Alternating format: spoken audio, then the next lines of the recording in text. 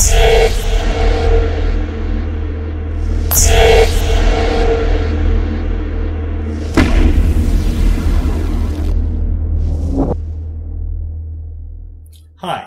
I'm Alan Urey, and I'm here to talk to you about the fine art and science of pitching. Now, what is a pitch? Well, a pitch is a sales tool. It's your verbal tool for convincing someone who's in a position to move your project forward, be it an agent, producer, studio executive, that this is the kind of project that they're going to be interested in. The pitch itself really is your movie in microcosm. What you're trying to do is to compress 2 hours into basically 6 minutes. But it's going to keep the same proportions. It's still going to be recognizable as the same script. Now, if you have written your script traditionally, you have a first act, that's about 25-30 pages, represents about 25% of your screenplay. You've got a long second act, which is about 50 to 60 pages, again 50% of your script, and a third act that is 25 to 30 pages, 25% of your script. So it's 25, 50, 25, makes 100%. Your pitch should do the same thing. Spend about 90 seconds on Act 1, about 3 minutes on Act 2, Act 2 being the place we all know where scripts go to die, and then another 90 seconds on Act 3. You do not want to forget Act 3. Another way to look at the pitch is comparing it to the trailers that you see in movies. It's the same thing. It's a pitch. They are trying to pitch that movie to you in the audience to get you to buy it. So what do they show you? They show you everything. They show you all the good stuff. They show you all of the action sequences. They show you all of the conflict. They show you all of the spectacle. If it's a comedy, they show you the big laughs. Sometimes you go out of a trailer and you say, can there be anything left in the movie? I think I've seen the whole thing. If they've done that in 2.5 minutes, they've done a great job. And you've got 6 minutes to do it. Put in all the good stuff, because that's what's going to sell the movie. So, when you are starting your pitch, you're going to sit down, either in front of a live person, or perhaps you'll be videotaping your pitch. You want to look right into the camera, right into their eyes, and you begin. You begin with, hello, my name is, and I have a, what is the genre of your film? Is it a romantic comedy? Is it a horror picture? Is it a thriller? Is it a science fiction space opera? Whatever it is, you want to tell them the genre immediately, because you want to set expectations. Nobody goes to a movie without knowing what kind of a movie it is, and no studio executive is going to buy a picture without knowing the kind of movie it is either. Most producers, in fact, gravitate towards certain kinds of films. If you're going in to pitch Judd Apatow's company, you go in with a romantic comedy, they'll probably listen to you because they produce romantic comedies. You go in with, Prometheus Part 2, and they'll look at you blankly and thank you for coming and throw you out, because they don't do big science fiction films. So state your genre, set the expectations, give your title. Hopefully you have spent a lot of time thinking about the title. Titles are extremely important. In movie studios, they spend hundreds of thousands, if not millions of dollars testing various titles, because titles sell. And then the next thing you're going to do is you're going to say the log line. So I've got this picture, this kind of picture, its name is, and it's a story about. Now, a log line is basically 1 or 2 sentences. Some people say it's the TV guide version. That's all you get, is the little descriptor. Now, a good log line is going to have 3 elements. The first element is a problem and a hero. And that problem is something that the hero cannot just walk away from without suffering severe consequences. There have to be stakes. If there are not stakes, if there's not something to win, if there's not something to lose, then we don't care. Number 2, you need a wow factor. And that's anything that is new, unusual, unique, the twist, whatever it is that makes your script different from every other script that's ever been made, and every other script that's going to be made, and every other script that's out there circulating in Hollywood right now. What is the wow factor? What do we go, wow, I wish I thought of that? And the third thing you need, and this is really, really important, and you will find it in every successful movie out there from 1920 to today, and that is an element of irony. There must be something inherent in the hero's problem that is the antithesis of what that hero naturally stands for. Something that runs against the grain, that puts that person all automatically in the worst possible position. For example, if I'm in an auto accident and I'm horribly disfigured, no one's going to know the difference. That's not much of a movie. But if the world's top fashion model is in a horrible auto accident and is permanently disfigured and now has to deal with living life not only as not the most beautiful woman in the world, but somebody repulsive, that's interesting. That's ironic. If I get cancer, it's terrible. That's my problem. If the world's top oncologist gets cancer and he's a horrible patient, that's a movie.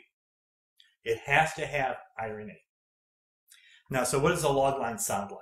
Well, I'm going to use for an example The Avengers, which at the time of this recording has been out for a few weeks and has made something like $100 trillion worldwide.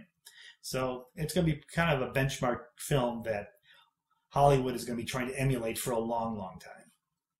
So the log line for that should be something like a top secret spy organization recruits 6 of the world's greatest superheroes to fight an extra-dimensional megalomaniac who has come to Earth to enslave the entire planet. But before they can fight this extraterrestrial foe, they first have to learn to stop fighting each other. Simple, right? Okay, so does it have those 3 elements? Does it have hero or heroes with a problem they can't just walk away from? Yes, you've got 6 heroes, and the problem is the extraterrestrial megalomaniac who's going to destroy the Earth. So it's not a problem they can just walk away from. There are stakes. It's the entire planet. Is there a wow factor?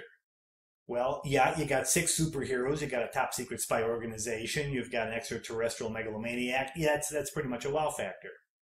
And then finally, is there irony? Yes, that's in the last sentence. Before they can fight the megalomaniac from outer space, they have to learn to stop fighting each other. They are their own worst enemies. And that's the irony of the story. If they all work together beautifully at the beginning, the movie would be over in half an hour. All you'd have is Act 3. The first 2 acts are about them not getting along. And that's the irony. So now you're ready to tell your pitch. Now, the important thing to remember when pitching is to tell your story.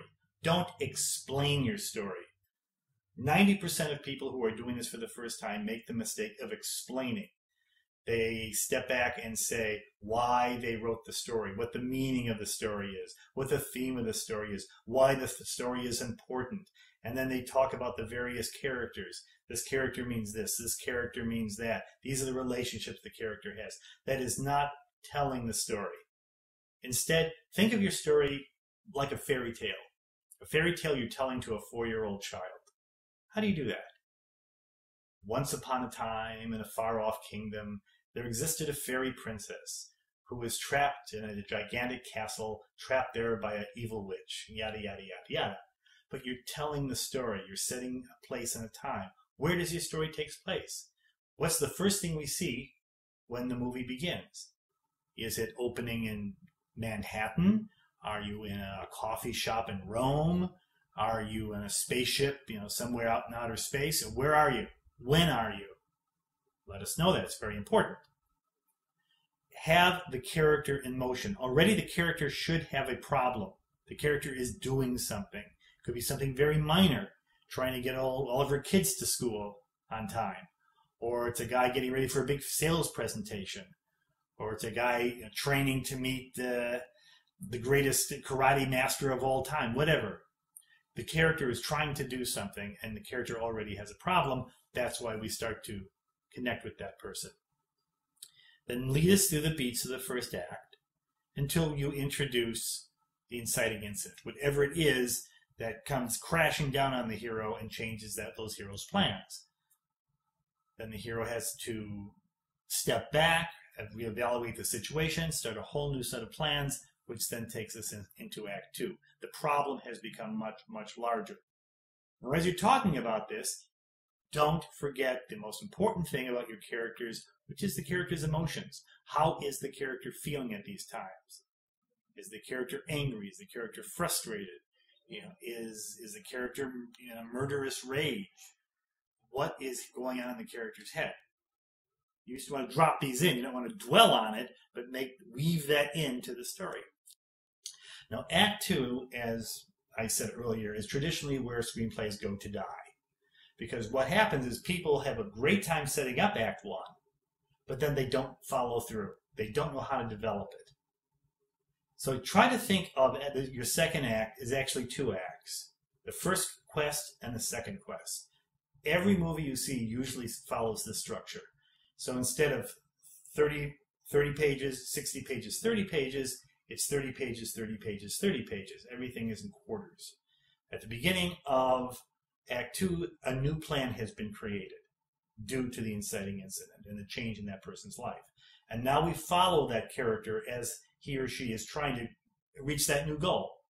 There is a series of setbacks. There are false starts. There are small triumphs. There are great losses. You've got the antagonist at work. Never forget the antagonist. The villain is as important to the hero as any other character in the picture. And then by the midpoint of the story, page 60, the first quest is over. Either the hero has succeeded or the hero has failed. If the hero has failed, the hero needs a whole new plan now because things are getting worse. If the hero has succeeded, it doesn't matter because they didn't work anyway. He missed something. The stakes have escalated far beyond what that person originally anticipated. So now we have the second act, the second quest. And against the traditional structure is that here the character's life completely falls apart until by the end of Act 2, the character is in a position that is worse off than he or she was at the beginning of the story. This is the black moment. All is lost. And then something happens. They learn something. Somebody steps forward. They get a new weapon. They get some new knowledge that allows them to strap on the gun belt and get ready to confront the bad guy, the antagonist, in Act 3. And Act 3 is what the movie's all about. This is what we've been building towards. And it's a big one. This is Rocky Balboa and Apollo Creed battling it out. This is Luke Skywalker at the Death Star. This is Sheriff Brody and the Shark.